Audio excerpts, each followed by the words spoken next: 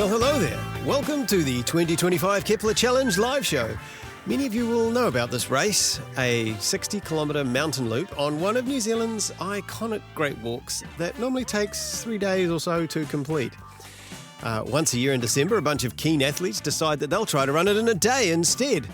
Saves on hut fees. The hardest part is getting in.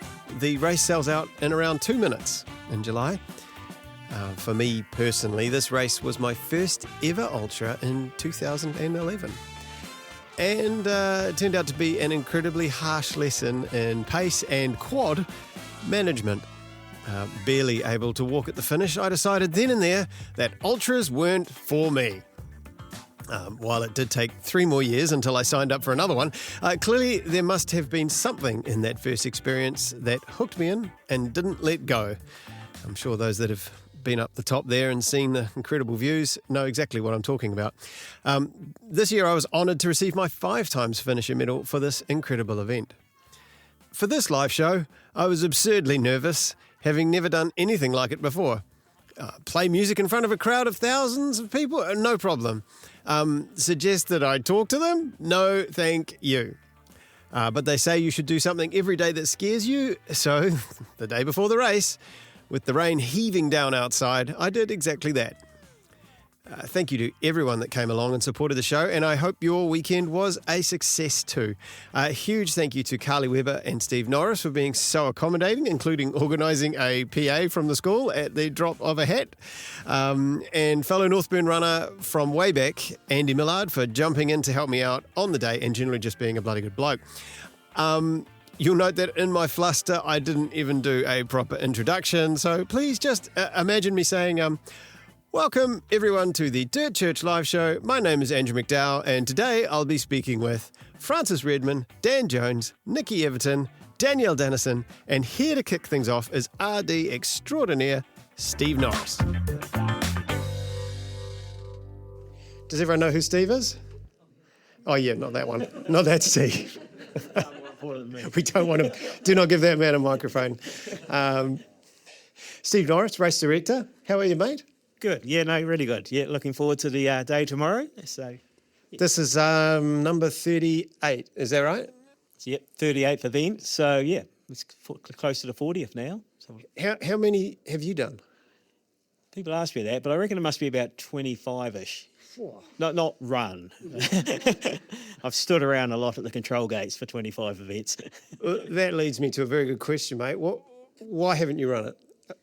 Well, to be fair, I've done the Luxembourg Run. Okay. Yes, I've done that. And I have done 4 marathons. But just, I don't know, I started to help, like anyone, get involved in helping, and then went to a meeting and no one else sort of wanted to be chairman, and all of a sudden someone said you, and, you say, no, and all of a sudden you voted in. And I'm looking forward to a coup. I was going to say, have there been any more votes since that first one? It's like, let's just not tell them. We're supposed to vote every year, but we're not going to tell them. No, every committee member, meeting, the first meeting each year, I said, happy to be rolled if anyone. And all the heads looked down at the table, and I guess I got it for another year. You handle it so well. I think it's one of the things that, what is the secret to Kepler itself as an event? It's lasted with 38 years now. How come it's still so cool?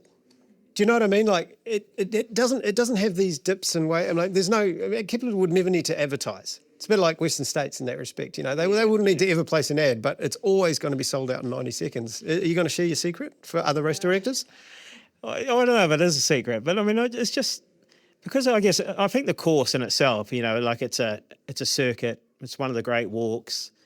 I like to think, Te Anau Fiordland's a pretty cool area to come for a holiday anyway. And I think certain things like that, and then if you enjoy running, it all lines it all up.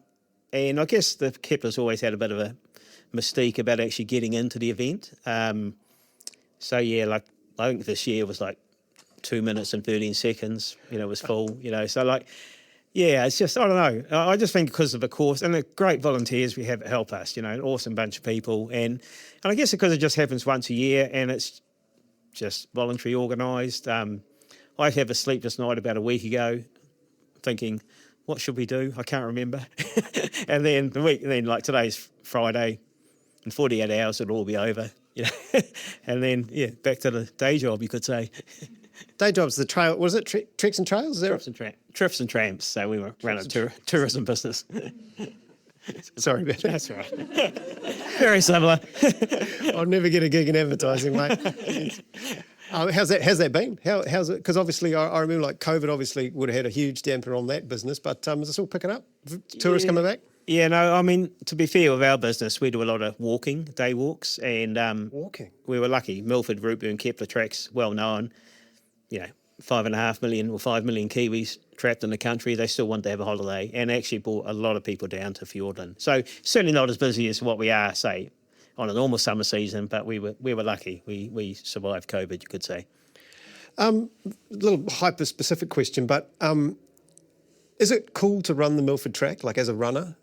Like say you ran across Door Pass and then you ran to the end of Milford and then you ran back again. Would that be frowned upon, or is that okay? Gotta watch how I answer that question. Being a concessionaire in the national park. No, well, actually, to be fair, a lot of people do run the Milford track these days because there's a track transport system. They can get them, drop them off, and pick them up at the other end. Not necessarily the Door Pass bit. Is that pretty rugged? Yeah, the Door Pass. It's a great day walk to come over and get the boat back out down the lake. It's a beautiful day walk, but it's basically 4,500 feet up, 4,500 feet down, and but spectacular. I highly recommend it as a day walk. Okay, all right, point taken. So that's a official no. And I guess this last, of course, is we've been hearing that this weather's going to pass. It's going to be actually pretty sweet tomorrow. Is that still true? Are we still looking all right? Yep, well, you might have seen, Alistair Pearce, he's our local, weather guru around here. He's been doing it for the event for probably 30 plus years. And he texted me about 2 hours ago and said, no, everything's saying it's looking like a great day tomorrow.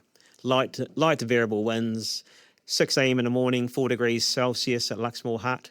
But that's at 6 a.m. So, it'll be freezing levels, 9 degrees at 1,500 metres by about 8 or 9 in the morning. And the top of Mount Luxmore is 1,454 metres. So, don't quote me, but it's looking like a great day for it. Brilliant, mate. Well, we'll see you tomorrow morning at the start line. So will most others. And good luck to everyone. Thanks, buddy. Yeah, no, thank you. Cheers, Oak. Have a good week.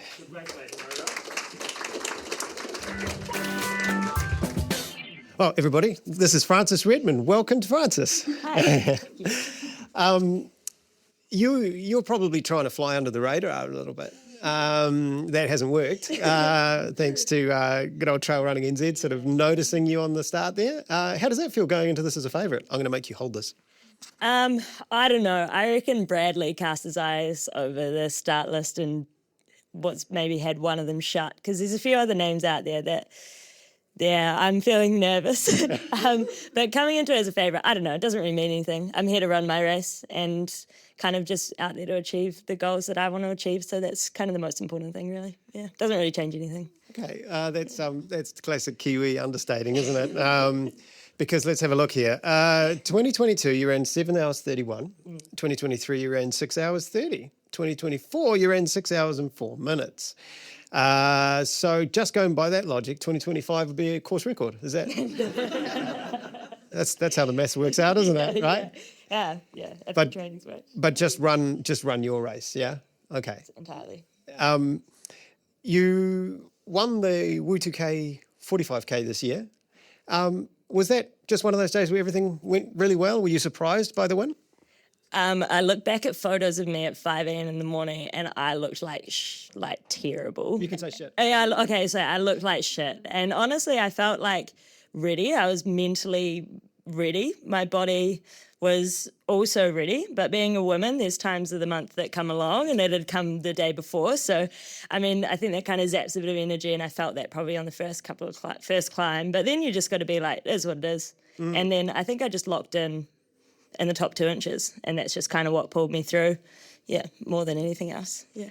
I was saying before, I first met you at the Auckland Marathon. I was just doing pacing at 3 hours 30, and you came flying up to us and flying past, and I thought to myself, there's someone who has a good head on their shoulders, right? They know how to pace it and that sort of carry it.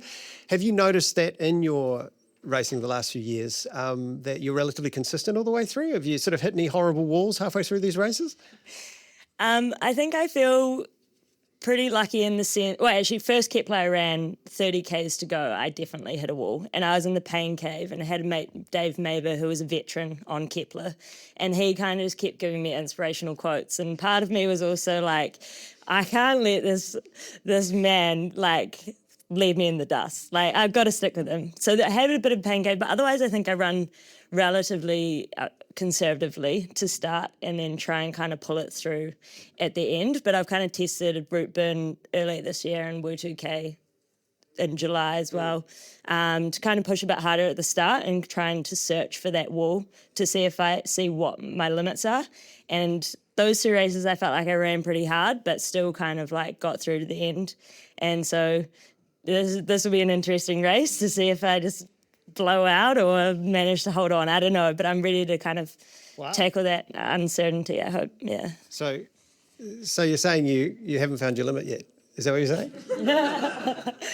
That sounded so cocky. Yeah. Absolutely laying it out there for anyone wanting to take you on tomorrow. Oh my God. Yeah. I might pass a bit. She hasn't hit her limit yet. No. I mean, I don't know. I think it's just like, that's why we race, right? We're racing because we want to see what we can do and how hard we can push. And I think even if you feel like last year, if you'd asked me straight after Kepler, I would have said I'd hit my limit. But I think you got a year to think about it and a year to be like, oh, that actually wasn't that bad. And then you just trick yourself into doing it all over again. Oh, it is amazing how quickly you forget what you feel like straight after a race. Yeah. A few days sometimes, depending if there's an injury, maybe a week or two, but it's the mind forgets very quickly. I want to talk about how you got into trail running. Is that transition? Were you a road runner for a long time? Oh, not really. I played a lot of competitive touch at high school, and that kind of kept me fit, and then got into road running through like Nike Run Club in Auckland, and then kind of made friends there, and they all ran, so I ran. Yeah. And then, the transition to trail came probably I'd always been doing it younger with my family friend, with Emma here and her dad. He kind of got me into it and was always super encouraging. And then one summer he was like, Froggy, you need to do Kepler and you need to come running with us. Froggy? Oh, yeah. Sorry, that's my nickname. We'll unpack that in a minute. Yes, we will. And so when I moved back to Ashburton for a year, Richard took me under his wing and I joined the Tussock Jumpers, and leading into Kepler was always the race, and we'd start at the Winter Solstice and we'd do our first run all together, and then every weekend someone got to choose the route, so you'd organise everything. Choose the route that you'd do, and we'd explore different areas, but it was all kind of about getting together, learning on the walks, like there's on the runs. There's a lot of very knowledgeable farmers and men in that group, so I always learned a lot, and then finishing it off with an ice cream and a pie. Yeah, so that's kind of where it started. That's where it started, and still happens now, actually. Yeah. So a bunch of Canterbury middle-aged farmers got you into trail running. Yeah. Is that? Yeah. Turns out that's my niche.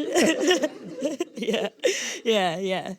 Very much so. And it's very unique. I like the Froggy and the Tussock Jumpers. Sounds like a pretty cool band. I think that'd be a pretty choice. Francis, thank you so much for your time. Obviously, all the best for tomorrow. I look forward to seeing the results. I look forward to seeing you fly. No, you'll already be past me, but that's fine. Hope it goes really well. Thank you. Cool. Thank you. Yeah. Cheers. Mr. Dan Jones, come on up, man. Are there two Dan Jones here? Well, I mean, if you've got something to add, then... Well, the obvious question, how you feeling? Yeah, I'm feeling all right. You'll give nothing away. It's not like Francis, eh? I'm actually a bit of a niggle. Not feeling good. You're fresh off Grampians, mate. Can you talk about that a little bit? Because, I mean, that was epic, actually. I mean, you ran a 50K. Yeah. And then the next day, was it the next day, that you started a stage race? Or was there a day in between? No, just continued on.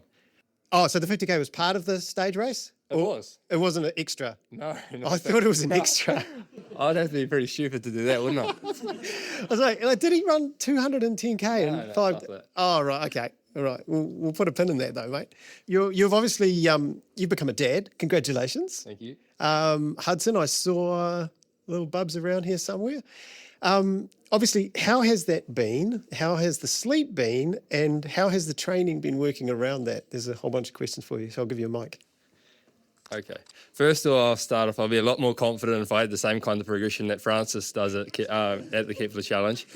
I didn't write yours down, sorry. Yeah, no, I started off just ducking under 5 hours the first year I did, and I think I've bounced around, trying to hit that record ever since, but never quite got that. Anyway, that's besides the point. Yeah, so when little Huddy was born, that was, I should know this. Okay, this is my first test. September the 20th.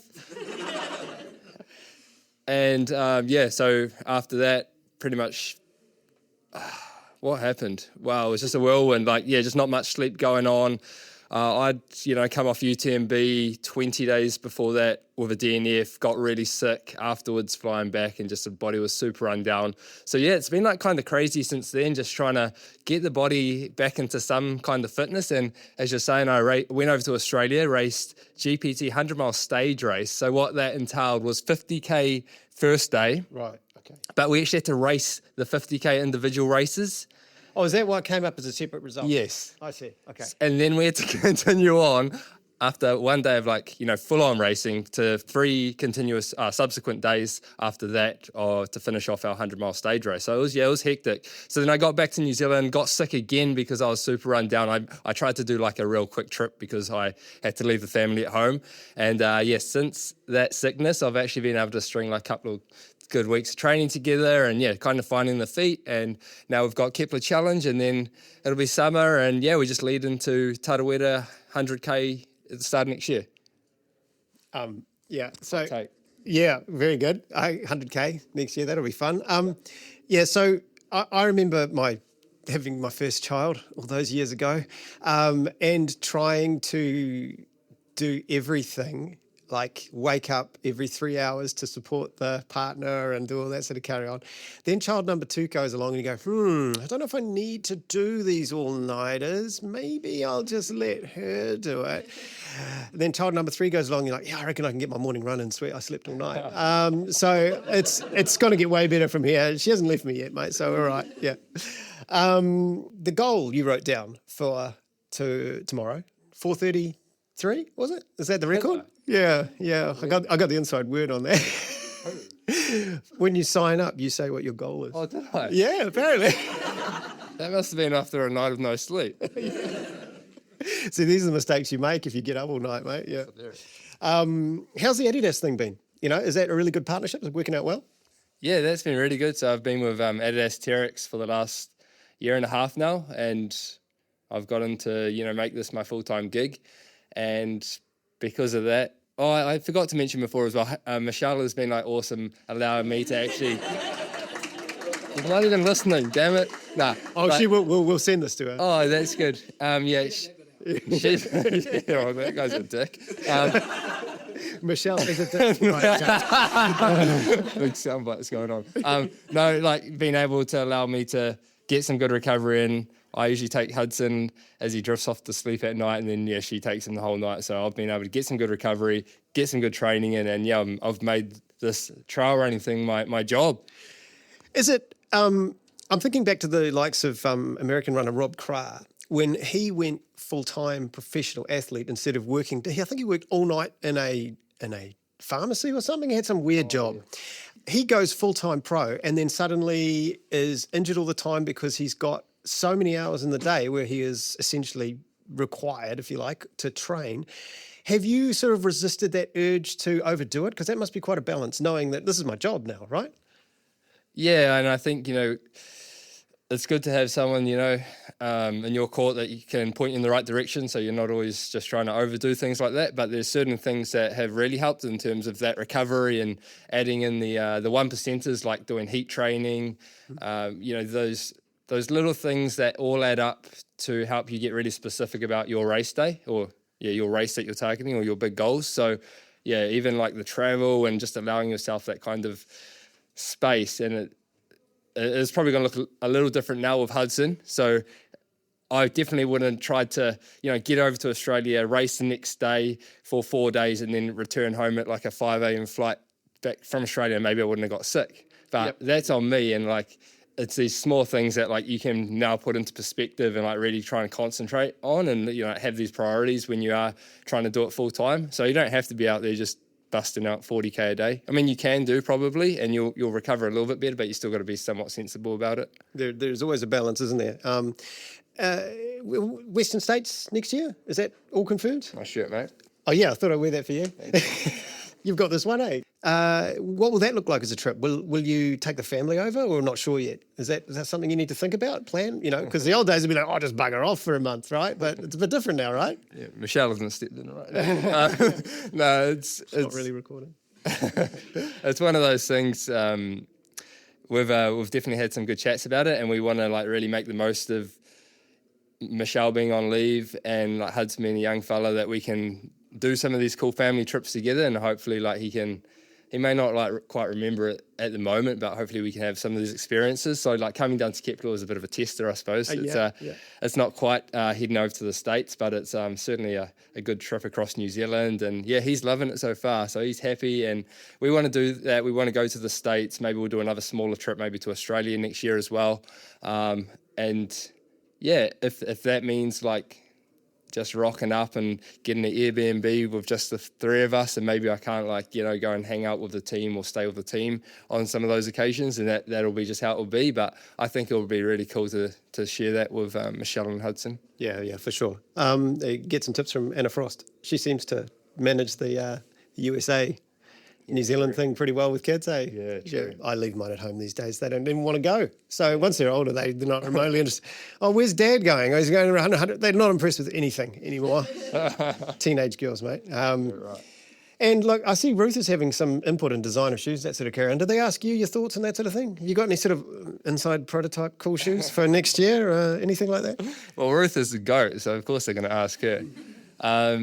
Yeah, I think you're okay as well. I think New Zealand's quite spoiled at the moment. Yeah, no, there's definitely some good runners coming through. But no, yeah, I've been over to headquarters. I went over to our team camp last year in March, and we've got another one coming up in March. And that is one trip. It'll be like a week-long trip where I'll probably have to leave the family at home. But it's really amazing. Like, you get to go over to essentially what is Adidas HQ, and they put you on treadmills, and you get to do all the testing and feedback, and you get to run in different prototypes. They send them out, and they want all this feedback. I guess that's being part of the team, and having that input is, I think, pretty helpful for them. Well, I hope it is. Otherwise, why we're doing it. Yep. And we get to test everything: shoes, kit, like shorts, shirts, everything.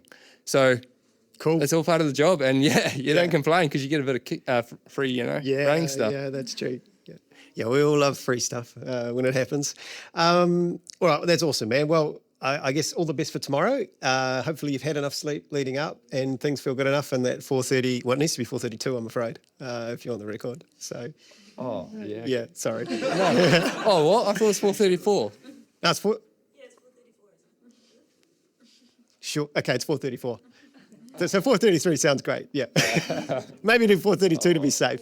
I'll still be happy with 4:33. Yeah, you should be. Yeah. PBs. It'll be everyone's PB. Well, now you tell me. No, I thought it was 4:32. We'll check afterwards. All right, Dan Jones, everyone. Thank you very much, mate.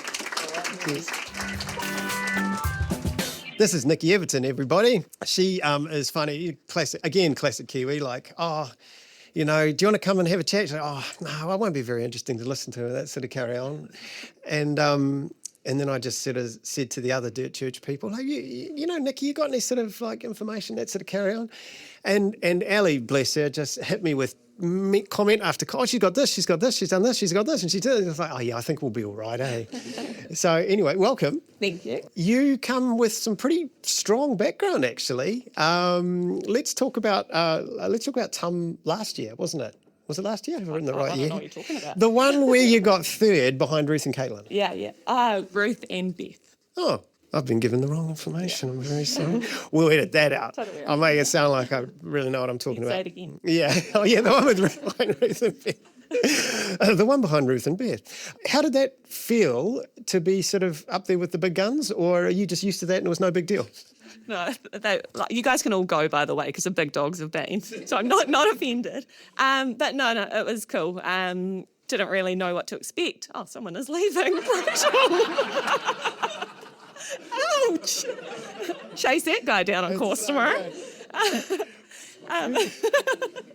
But no, it was just a really, really good day out. I was lucky to have heaps of support. And yeah, just fluked it, I guess. So, Fluked it. Yeah. Fluked it. Okay, cool. I like that. But I mean, what was your time? 10 hours, something. Yeah, I mean, I don't think you fluked 10 hours at Tum. Did this come out of nowhere? Have you had other results leading up to this? I did okay at the Taupo 100K a few months earlier. Oh, is that the one Ellie said you have the course record for? Yeah. Oh, right. Yeah. So that was my first kind of decent 100, I guess. God, it's hard to get Kiwis to brag, eh? Your first 100K and you won it and set the course record. Yeah. Is that correct? Oh, no, Tom's saying no. No, I actually did Tarawera that year. It was my first good 100. So I've done Tarawera twice and I'll go back next year. But the first time I did it, I came 12th, maybe. Yeah. Something terrible. Yeah, Right. and learnt from that and took that through to Taupo the same year. You're a mum to 3 boys. Yeah, a few whoopsies, yep. But they won't hear this. Well, you can only max at 3 whoopsies if you. Obviously, a huge challenge managing that and training. We all know how much time in our week training takes up. How's that balance, and what's the magic sauce? Yeah, so the boys are 12, 9 and 6, very, very sporty. So we've normally got kind of 2 to 3 sports every day after school. And I work 30 hours a week too. And the husband obviously works full time because someone needs to make the money so I can fly to these things. But basically, I get up early, so I'm always up before 5 a.m. and hitting the gym. And then I try and get out during the day for a run or a bike. And yeah. Wow. Yeah. Okay, super mum, right? That's amazing. Ellie did say that Tom is a legend. Why is Tom a legend? Oh, look at him. He used to be ginger before he went grey. No, very supportive husband. So yeah, he's the main reason I can train as much as I do. He's dabbled in ultras too. He's done a couple of 50s now at the fault line. But yeah, just very, very supportive. I'm famous for being a little bit flaky with my running, so I like to be pretty chilled with it. So Tom kind of puts together the spreadsheet with my compulsory gear, which he fucked up today. Because I came with 3 thermal tops and no long johns, but that's all right.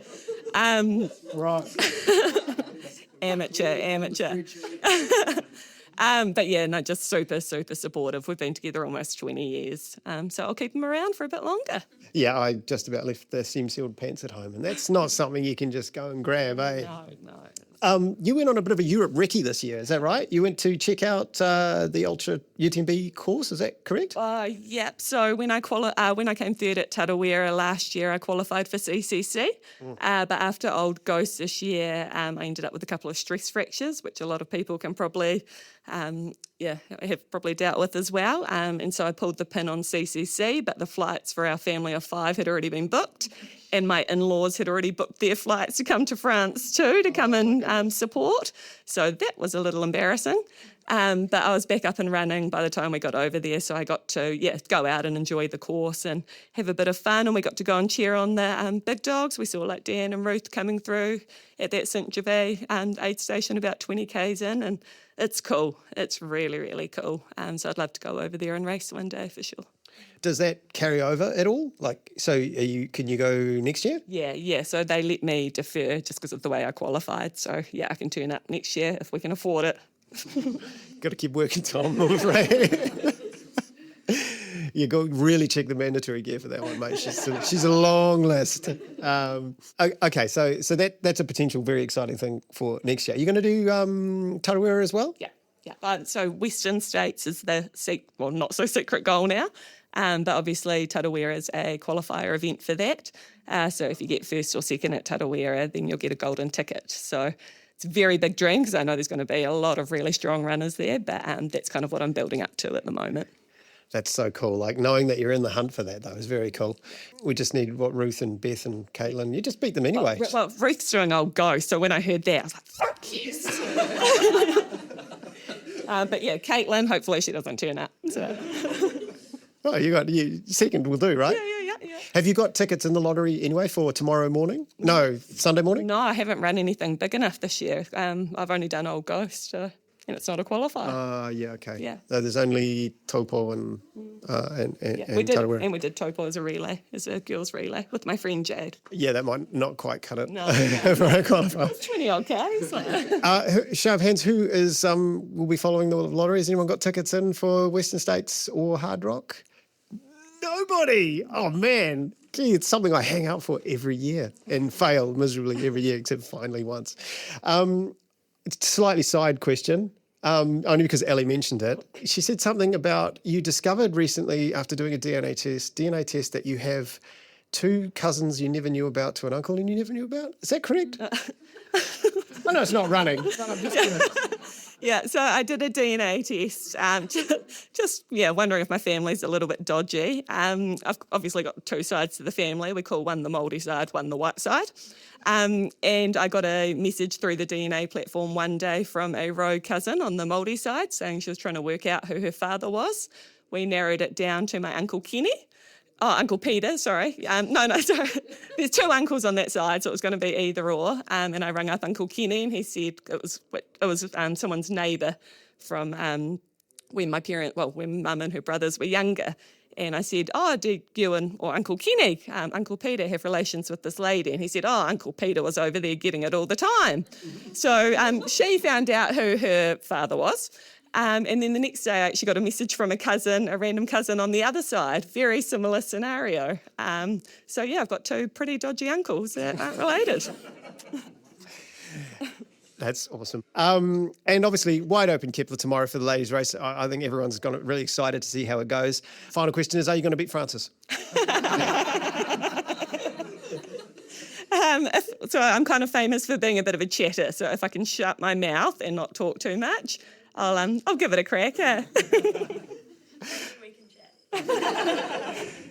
She knows your weakness now. And judging by what you said earlier, she will exploit it. Nikki, thank you so much. Good luck tomorrow. All the best. And I'm sure we're all looking forward to having a beer at the Moose afterwards. Great. Thank you. Our final guest for today is Daniele. Are you here somewhere, hiding away? Now, he's jumped in very, very last minute, thanks to good old Rocky at Further Faster, putting your name forward. So thanks to him. Classic. We have here a 5-time world champion, which is pretty darn cool, as well as an Olympian. But not, as I discovered, in running. Tell us a bit about that, mate. Hi, everybody. Back in the days... 2012, just last week. I've been a rower for basically 15 years. Professional rower for 15 years. And I was lucky enough to win 5 times the World Championship and competed at the Olympics in London in 2012. So, that was a good time. I had a blast. And after London, I was basically sick of training, and I was like, I'm never gonna compete or do any other sport. But after a few years, it was too hard to stay away from it. So I started running a bit, and here we are. Obviously the anaerobic, you're doing the 2K, right? The anaerobic, you have to basically sit there for, as long as it takes, right? 7-8 minutes of just absolutely red line. Does that make you like, if you suddenly started training on the track, would you be an incredible sort of 2-3K track runner? Did you sort of give that a go out of pure interest, just to see how hard out you could push your heart? Not really. I never tried that. Sure. I think I'm too old for be that fast. Rowing is a beautiful sport, but it's horrible. But so it's beautiful when you fit and everything clicks perfectly. But if not, when you do 100K or a mile, you think about stopping a lot of time. In a rowing race, you probably think about stopping probably twice more in 6 minutes. Ooh. It's horrible. Everything hurts, and you start basically full out. You build up, in the first minute a lot of lactic that you have to deal with the rest of the race.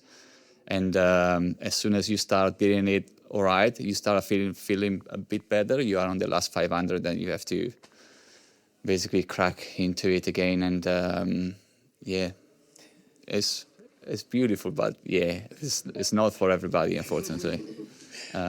I think you're summing up rowing and ultra running at the same time, aren't you? It's beautiful, but sometimes it's horrible, and when it's a good day, it's a great day. When it's a terrible day, it's the worst. I mean, I've only ever done the row machines, and I want to give up after about 400 meters. I don't know about anyone else. But the rowing machine is even worse than actually rowing. Why? Because you can't hide. So it's if you have 6 minutes in your leg, you have 6 minutes. If you try to go 5:55 or 5:58, you're not going to be able to make it. So you have to be very conscious of and use your energy wisely. And you've gone from one rowing powerhouse to another rowing powerhouse in New Zealand. What led you here? I've been here the first time in New Zealand was 2010 for the World Championship in Karapiro. And that was very late on the season because normally the World Championship or Olympics are a bit different. But World Championship is normally for rowing is the first week of September. I think we were here was because of the weather. It's normally the rowing is most of the time is in Europe, around Europe. Yep. So we had to come over here. I think it was October, and I was normally taking like a week or two off after the World Championship to start thinking about preparing the next season. But after in 2010 we were here, and I was like, well, we are in New Zealand, we probably have to enjoy it a bit more. So I think it was 4 weeks off here in New Zealand, North and South Iceland, and I love the country, and I always had in my mind to do something different and move somewhere away from Europe after my rowing career. So after the Olympics, basically, I had a partner that luckily was keen to move, and we moved here in 2015, and here we are. Well, we left for a bit, and here we are back again. You're doing the Grunt tomorrow, not the Kepler. You've done the Kepler before, twice before. Yeah, but the first year, because of the weather, was the year after the big flood. Yeah. And the year after, because the weather was pretty bad, we went up to Luxmore, and but the year after, I was able to do the whole loop. Yeah, we all got pretty flattering times that year, didn't we? Yeah, I remember getting an amazing PB, and it's just like doesn't count at all. Yeah. You also 2021, you ran the Old Ghost, got second. That's a heck of a performance. What do you think of that? Can you compare? I mean, I know they're different things, but I mean, it's a remarkable trail, the Old Ghost Road, isn't it? Yeah, Old Ghost is for my experience, I had a blast there. So it's one of the days that everything clicked. Unfortunately, I finished second, not first, but is what it is. It's okay. But I probably got lucky as well because the weather was insanely beautiful. So the view from the ridge was just amazing. And I was not planning to do Old Ghost that year because I basically did just the run, but I did coast to coast with Further and Faster. Oh, yeah. And Old Ghost was the week or 2 weeks after. Then I got the entry. I was like, why not? And I basically drive there the night before, basically. It's a very early start. I think it started at 4 something. You got to catch the bus. Yeah, you had to catch the bus at 4:30. And I was like, why am I doing here? I'm always doing this stupid thing. And but honestly, it was beautiful. And I got second. And I decided to stay there for another night because the ceremony is the next day. I was definitely not expecting to finish on the first 3. But you have to stay. You can't go home. Yeah. Well, I wish nice weather made me get second place in races. Oh, it's a lovely day. Wow, I'm beating everybody. Well, that's never worked for me. I don't know what I'm doing wrong. And you've had a little bit of a mixed bag leading up to this. You were saying before that you've recently gone back to Italy, give it a go, and decided New Zealand's better, which is clearly the right decision. But does this feel like home these days? Yeah. So basically, long story short, in 2022, our daughter was born in Christchurch. And I can definitely understand Daniel. It's difficult to remember dates, especially for kids, but they're too young, aren't they? So in 2023, we basically decided to move back to Italy to let her spend a bit more time with family. And we were planning to stay there for a bit, probably something around like 10 years, and then probably move back here, because I knew that was not the right decision for the two of us, but was probably the right decision for the little one. Okay. But after 1 year, we were like, nah, go back to New Zealand. And we moved back here basically 1st of March. We landed in Christchurch. This year? Yes. Oh, right. Wow. Yeah, good to be back. And it's definitely home, yeah. Wow, okay. Yeah, we both have double, well, all three of us, double passports, so we can move in and out as much as we want, but no, definitely we want to stay here, yeah. Well, I'm sure we all like that. And lastly, because I'm sure a lot of trail runners can relate to this, you're a brewer. You make beer, which makes you very popular. How did you get into that? So with a friend of mine that we competed at the Olympics together, we were spending so much time on training camp. We were basically doing 3 weeks training camp and 1 week at home every month. And every time that we lived close together, and we always had a big passion about craft beers. Unfortunately, I basically, both of us, we were a lightweight category. So, yeah, alcohol in general, but beer and lightweight lifestyle and professional athletes doesn't, live together very well. Yeah. But we were basically brewing at home at the end of the season, brewing a couple of batches at home, 20 liters or something like that. When I moved here, well, in 2010, we were not actually able to find good, because we did the World Championship together also here in Karapiro, and we were not able to find good beer back then. There was a few of them, but like if you go to 2010, the supermarket was not like now. I mean, your country makes Peroni. Come on. Well, actually, the Peroni you drink here is made in Aussie, so. Even worse. But yeah, definitely. I was like, let's move to New Zealand, and we can start our own brewery. And as soon as we landed in Auckland in 2015, I had the first proper craft beer from New Zealand, and I was like, no, it's probably a bit too late. But then we moved here to Christchurch, and I sent few CVs around, and I was lucky enough that a decent sized brewery in Christchurch took me on board, 3 boys, and everything started from there. Basically, I worked there for 3 months, and then I got the opportunity to move to Castle's Brewery in Christchurch, and I've been the basically team leader there for 10 years, basically until we left the country. Yeah, well. And now I'm back here, and I'm working for another brewery that's not going that well, unfortunately. Yeah, the company went into liquidation a month ago, so I was not able to save it. But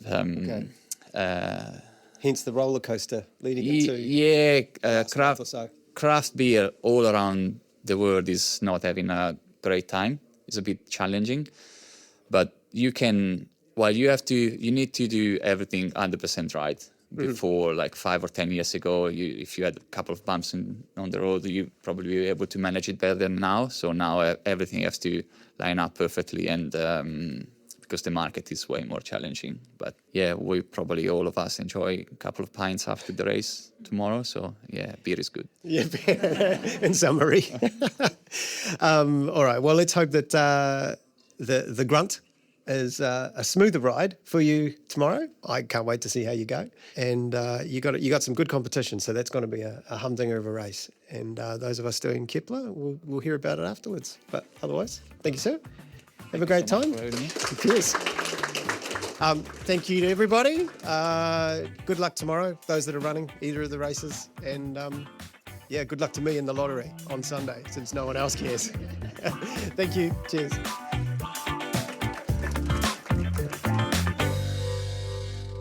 So how did they do? Well, Francis won, in 5:59.04, and it must have felt so good to crack 6 hours, something many people, including myself, dream of doing. Congratulations. Dan Jones also won in 4:42.37. Yes, that's a 3-day walk in 4 hours and 42 minutes. It's hard to exactly work it out because of weather-affected courses over the years, but it appears to be the 6th fastest full loop run in history, or maybe the 5th. I can't work out if the 1992 race was a weather year, but it might have been, as the results are very fast. Would you believe it's only Dan's 3rd fastest? So, yeah, he might have 3 of the top 5 or 3 of the top 6. Incredible anyway. Daniele Danesin, he cracked 2 hours for 5th place in the grunt in a 1:58.25. It is just so fast. Sadly, Nikki Everton, she DNF'd at 44k at Motoreo Hut. She had a nasty fall, ended her day early. I hope you recover well. As for me, I ran a 6:27 for 36th overall. Not quite my 6:20 PB, but I'm very happy with a sub 3 hour second half. Just need to get up the mountain quicker, and I refuse to accept that Father Time has caught me yet. Had an awesome time at the Moose Bar afterwards, sharing stories with Steve and Andy. Nice little competition with Steve. He was showing me photos of him hanging out with Virat Kohli. So I countered with my morning tea with Sir Edmund Hillary, and he shot back with a Harrison Ford great walks yarn, took him to the pub, for which I mustered David Bowie gave me my degree, sort of a stalemate, if you will, which ended with a toast to awesome people and another incredibly successful year of the GOAT of New Zealand trail running, the Kepler Challenge. Thank you all for listening.